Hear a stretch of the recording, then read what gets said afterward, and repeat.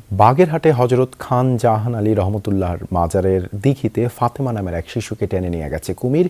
উদ্ধারে অভিযান চালাচ্ছে ফায়ার সার্ভিস। বিস্তারিত জানাতে সেখান থেকে যুক্ত হচ্ছেন সহকর্মী ইয়ামিন আলী। ইয়ামিন, কিভাবে এই দুর্ঘটনা ঘটলো, উদ্ধার অভিযান সম্পর্কে আমাদেরকে জানাবেন।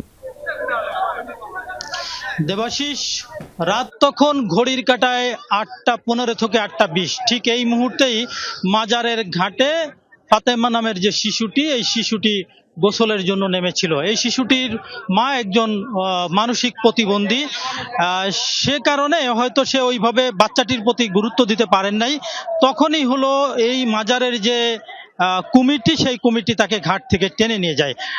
তার সাথে সাথেই এটি ছড়িয়ে পড়ে। এখানে ছড়িয়ে পড়ার সাথে সাথেই এখানকার যারা স্থানীয় ফকির আছেন বা খাদেম আছেন, তারা এটি উদ্ধার শুরু করে। তারপরে খবর পেয়ে ফায়ার সার্ভিস, জেলা প্রশাসন, পুলিশ প্রশাসন, স্থানীয় সংসদ সদস্য মঞ্জুরুল হক রাহাত সহ এখানে শত শত না হাজার হাজার মানুষের আমরা ভিড় দেখেছি। তারা এখানে ভিড় করেছিল। তবে এখানে স্থানীয়ভাবে যারা খাদেম রয়েছে, তারা একটি নৌকায় করে উদ্ধার অভিযান শুরু করেছিল।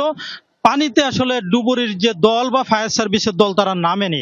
আমরা সেই নৌকাটিও একটু দেখানোর জন্য চেষ্টা করি। সেই নৌকাটি এই মুহূর্তে ঘাটে, কিছুক্ষণ আগে তারা উপরে উঠেছে। অর্থাৎ এই নদী, এই যে দিঘিটি, এই দিঘিটিতে একটি কুমির ছিল এবং সেই কুমিরটি আছে। গত অল্প কিছুদিন আগে একটি কুকুর কাণ্ড ঘটেছিল, যেটি সামাজিক যোগাযোগ মাধ্যমে ভাইরাল হয়েছিল।